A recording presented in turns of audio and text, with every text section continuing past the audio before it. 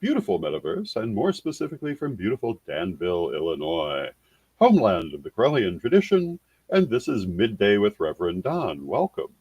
And as you know, if you follow Midday with Reverend Don, you can type your questions or comments into whatever platform you happen to be watching on, and they will show up here in my chat room, and we can talk directly. And as I have no guest today, the chat room is on the screen so we can all share it. And we're just starting our new week. I hope that you had a wonderful Sabbat, whether you're in the Northern Hemisphere celebrating Ostara or the Southern Hemisphere celebrating Mabon. Last night we did our online ritual here at Corellian TV. I hope that you enjoyed that. And yeah, here in the north, spring has expounded around us, and it's much warmer than it was. And my subject today kind of touches on that. My subject today is, what do we really want? In some ways, this is going to be a continuation of our discussion of shadow work. In some ways, it may touch on other things, including the nature of life itself. But one of the things that I tend to notice is that people are never happy with the weather. In the winter, it's so cold, and even when it's not that cold, it's so cold, and then spring comes and it's warmer, and yet there's still people complaining it's so cold or it's too hot or what have you. And in the summer, it's always too hot. And it seems like for certain people, there's never a comfortable day, or very, very few of them.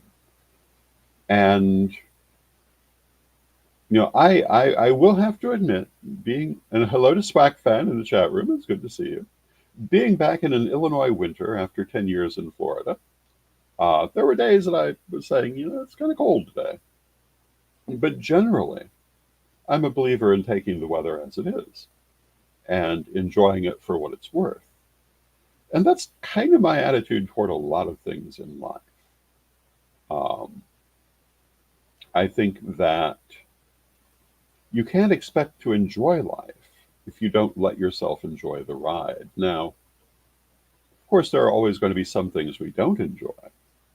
But so many things people make themselves miserable over when they didn't need to be. I see people do this a lot when they're driving, too. They get terribly upset about things that were never actually a danger to them, or even an inconvenience to them. But it's a matter of how they're looking at the world. And hello to Mary Cavalcante in the chat room. And it's good to see you, Mary. I've been thinking a lot about you lately. And I hope that all is well for you. And this kind of led me to think about the fact that I think most of us don't really know what we want from life. And when we think we do, we're often fooling ourselves. I sometimes refer to a rather mediocre book that was a joy to me in my youth, and that was the novelization of the original Battlestar Galactica. It was a lovely fantasy series. It was a good write-up of it in the sense of the novelization of a TV show. Neither the show nor the book would be considered immortal classics. But they did touch on some very interesting things. And one of the things in that book, there is a point where the narrator is talking about people's idea of paradise, what people think is perfect, and how that basically is when everything is easy for them without considering anything else. And of course, that doesn't do the write-up justice to say it like that, but it has stayed in my mind as being something that you see quite often. People don't really think about um, what makes things easy for them necessarily in terms of how it affects the rest of the world. We see that a lot in terms of climate change and so forth. And when people define what they think of as paradise, it doesn't really tend to include room for growth. It's basically um, a kind of stasis in most people's minds. And hello to Kayleen in the chat room. And Kayleen says, Marang Nyarin, good morning from Australia. And it's good to see you, Kayleen. Um, and yeah, this as a goal for life isn't a very productive one. As a goal for a vacation, yes. A goal for life, for me, a situation that would allow me to be endlessly creative might be a quote paradise scenario. A scene that would allow me endless learning would be a paradise type of scenario. Um, the idea of sitting around endlessly watching television horrifies me. Not to say that I don't sometimes enjoy watching videos, but I'm rather selective on what they are. I sometimes enjoy sitting around and listening to music for limited periods of time, but I'm much more interested in actually doing things and actually creating things and actually learning things. And to me, I mean that is much more um, my idea of a quote paradise. But where is the relevance of this to metaphysics? Well, when we talk about what we want to manifest in our lives, very often people are trying to manifest things that they either don't really want or don't really believe they can have. Um, the lotto is the classic example. I used to get questions on my vlog about the idea of casual manifestation. Oh, you mustn't have a stray negative thought because you'll manifest it. My answer to that was, well, if our stray thoughts manifested, we'd have all won the lotto many times. It's not that simple. Stray thoughts don't manifest. They require focus and continuity to manifest. Now, if you're having constant negative thoughts, that may manifest, but an occasional one is not really a big deal because those things aren't going to manifest. And similarly, the occasional thought that you'd like to win the lotto isn't going to do you anything. Nor is it going to do you anything if you don't believe that's a possibility or you don't think it would be good for you. When we want to manifest things, we have to approach them from many levels. And, I sometimes ask myself why certain things in my life have manifested as they have, but I can usually find answers for it. Sometimes only after the fact. But I look back on things in my life, and there's usually a good reason in the long run why certain things went certain ways. One of the things I talk about frequently is that I trained to be a commercial artist. Um, Commercial art was a really big thing. If you ever watched the TV series Mad Men, that was all about commercial artists. It was a huge field. My father trained to be a commercial artist. I trained to be a commercial artist.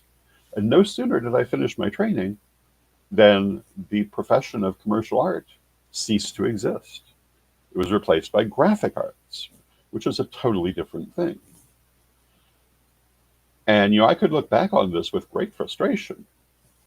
Um, I obviously did not go into that kind of line of work. However, what I can say is that in later years, in the work that I did do, that training turned out to be terribly valuable. I knew how to do things other people didn't know how to do. In the publishing world, for example, people who only knew graphic arts didn't get a lot of the finer points that had been part of commercial arts, and I found it often very valuable to have that knowledge.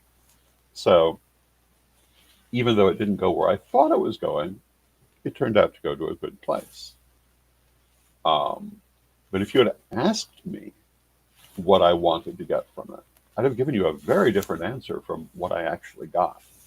And I think this is often true in life. And I think it's something that we need to remember, that sometimes what we think we want certainly isn't what we're going to get, and often isn't necessarily what we really want. I don't know that I would have been happy if I had made a career in the graphic art, or in commercial art, or the graphic arts. I mean, an argument can be made that in a way I did, but not in the professional way I was originally looking at. But I don't know that I would have been able to do the things that I have done spiritually if I'd been in that profession. For one thing, I don't know that I could have been as open in my spirituality, and I certainly couldn't have taken as much time. On the other hand, I'd probably be much more prosperous. But these are the kind of questions that we ask ourselves. And I'm a believer that in the end, within the context that I believe in dimensionalities, in which we experience different timelines of our lives, I think that we ultimately get all of the different outcomes that we really want.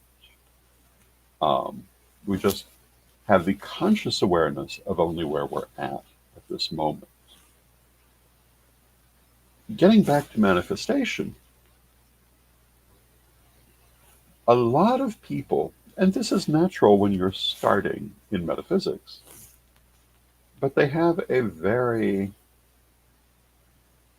unrealistic idea of what they want from life. They haven't really looked at it terribly carefully, particularly what they, as individuals, want from life. Part of this is human nature. But when we do metaphysics, this is why shadow work is so very important, to understand ourselves, what we want, and therefore what we can do, what we believe to be possible, what we're willing to accept in our lives. And they say that youth is wasted on the young. And I was talking with my son the other day, and talking about times long past, and remembering my romance with his mother, before I knew many of the people who are important in my life now. And, looking back on that from this age, I can't imagine what I was thinking. But I didn't have the experiences that I have now. The things that I thought I wanted were not yet informed by the level of self-knowledge that I later gained. And this, I think, is normal for all young people. And I think that as we go through metaphysics, we should use the tools that it affords us to come to understand ourselves and where we are and where we want to go. And, sometimes that understanding is not always pleasant. Sometimes we find things out about ourselves that we did not realize, the ways in which we block ourselves, self-defeating behaviors, ways in which we have pursued karmic attachments that were damaging to us. But when we realize this, that gives us the ability to change it. And, if you find that you have a damaging behavior, once you have found it, well, then you can use shadow work to heal it, to transform it into something else. If you find that you've been blocking things from your life because you didn't feel that you could have them, or you didn't feel you deserved them, or you didn't think they were possible, once you know that, you can change that. This is what shadow work is all about. This, to me, is what metaphysics is all about.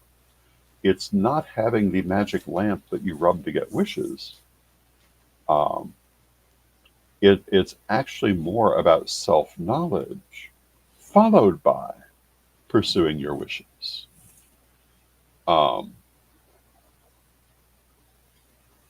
when anyone starts on this road, where they think they're going is often different from where they later find they want to go. And that's only to be expected, but that's the road of life. I mean, very often where we think we want to go when we're in our teens or in our 20s is not where we want to be in our 40s. And we look back on it and say, wow, we just didn't know a lot of things.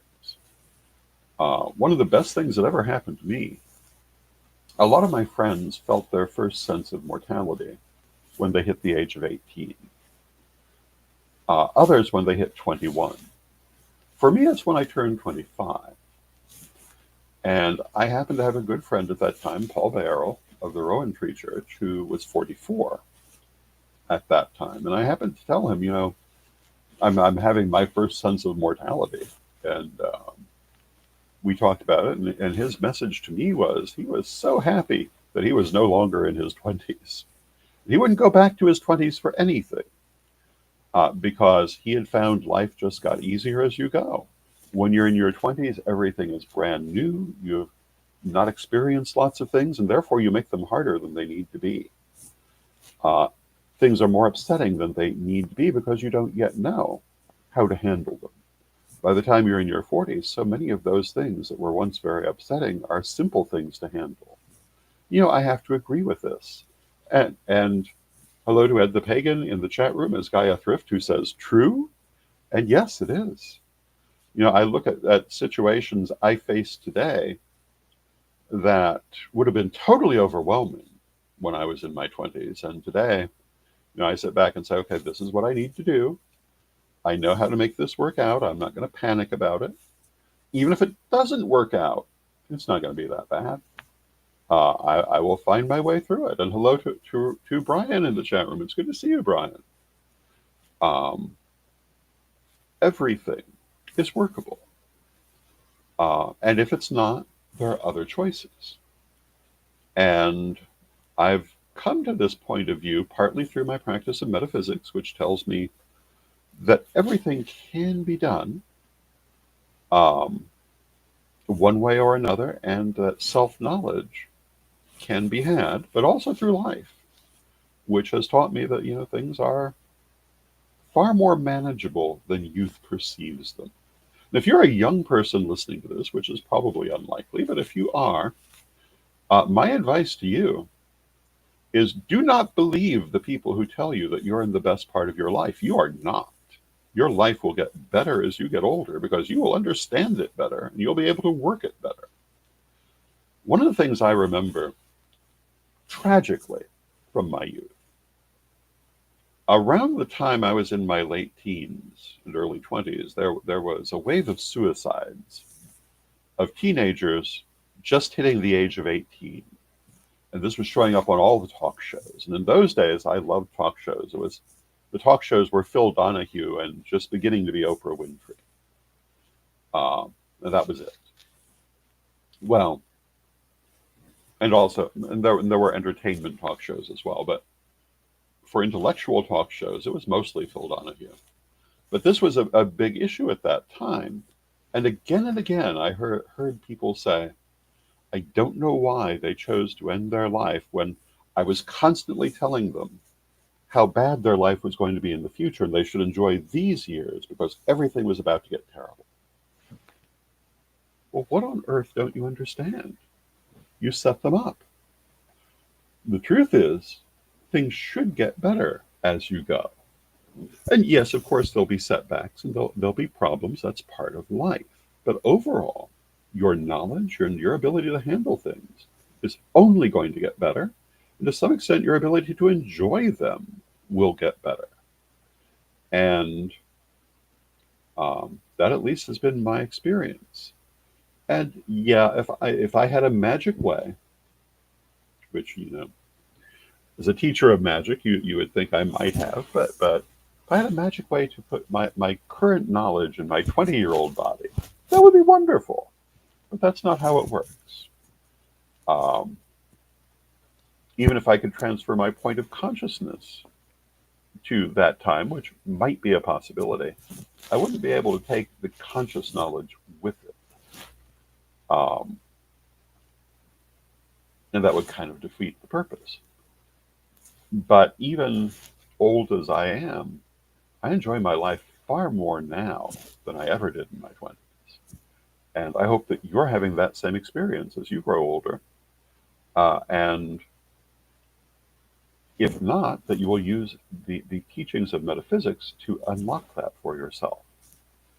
Now, Brian says, um,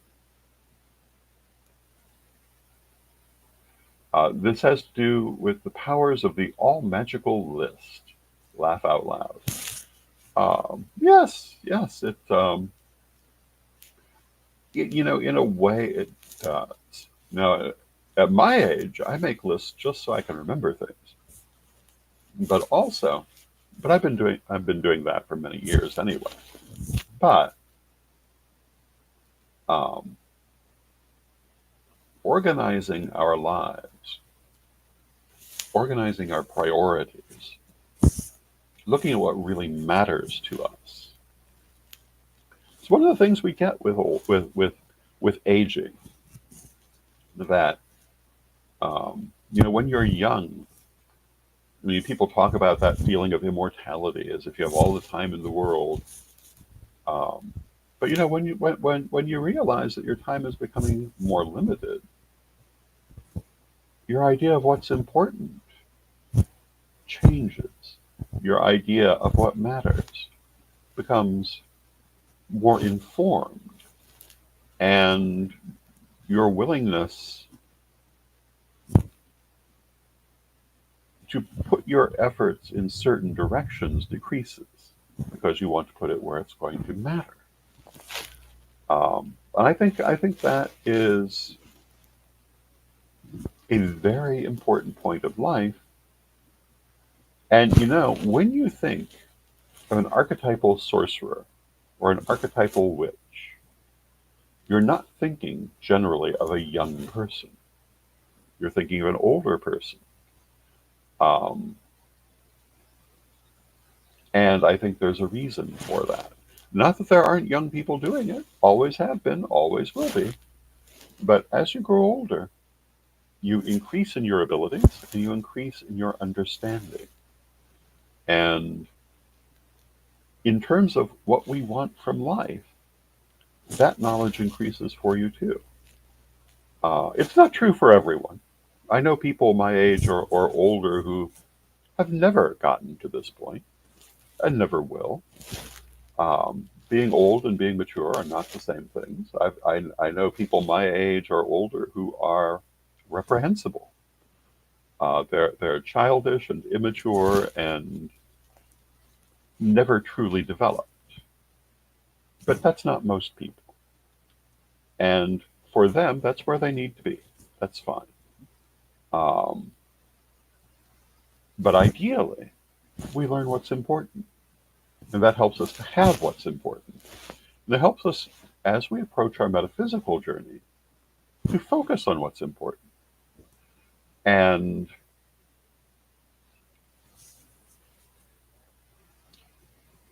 it's like that poem about wearing purple when you grow old. And all the things that the narrator is going to do when she grows old. But at the end, she says, well, maybe I should start practicing now so it's not such a surprise to people. So these are all things we gain as we age. But there's no reason not to start applying them as soon as we understand it's a thing. So if you're a young person listening to this, or a younger person than myself, which is most of you, take a look at what's really important to you.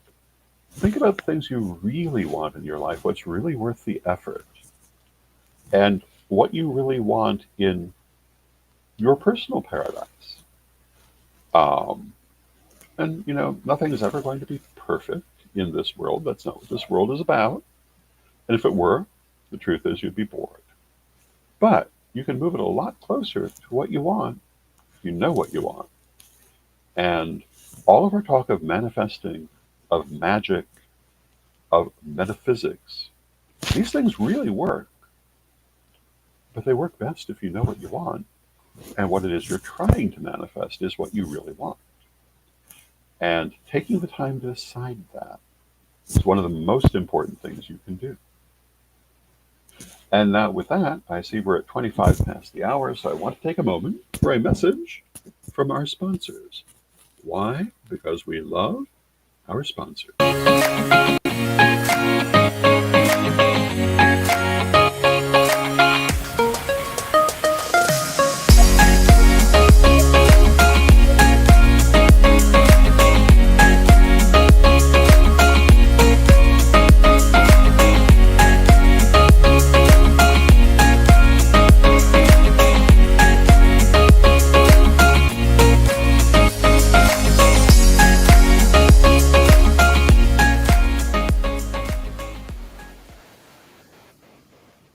Hello, this is Reverend Don Lewis coming to you from the beautiful metaverse, and I would like to invite you to my Don art showing and auction on Friday, May 9th, with original pieces and prints of my artwork and other interesting items with the auction at 5 p.m. on Whatnot.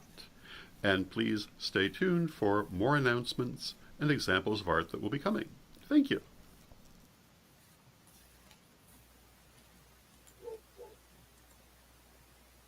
And thank you to our sponsors, Equinox Learning Hub, and our Gaia Thrift Auctions. On May 9th, we'll be having a large art auction. I hope you'll join us for that. There will also be a large art showing, and there will be original pieces, and there will be prints, and there will be lots of interesting things. And I hope that you will join us for that. I also have an exciting book announcement coming this week. So stay tuned for that information, and lots of interesting things are happening in the world. I look around. Oh, and hello to Maria in the chat room. It's good to see you, Maria. I look around at the world, and as I go through my Facebook and other social media, I find it often very depressing, the things that are happening in the world, but I also realize we're in a time of change, we're in a time of growth and development, and we're in a time where our own actions are going to be very important. So when I talk about what we really want in life, this is part of what's making me think of that. What do I want to see happen in the world, and what can I do to bring that about? There's nothing I can do overnight. Spent all last year talking about Project 2025 and how we were coming past the point of no return with that. Well, we're kind of past that point, but doesn't mean there's nothing that can be done. Now it's a matter of what do we do next? What is the next right thing? How do we continue to build a better future, even with other people trying to build a worse future?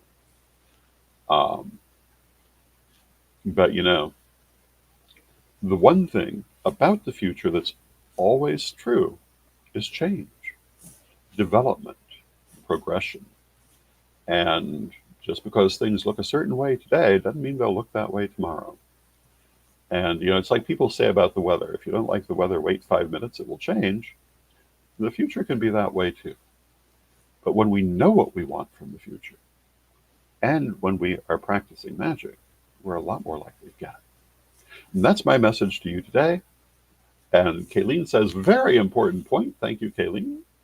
And with that, we've come to the end of our half hour. Let us close with our prayer, as we always do. Divine Mother Goddess, Divine Father God, beloved ancestors, we thank you for all that you do for us in our lives. And we ask you to help us to be clear in our hearts of the things we want in our lives, and that we believe we can have in our lives, and that we will allow in our lives. And then help us to make those things so.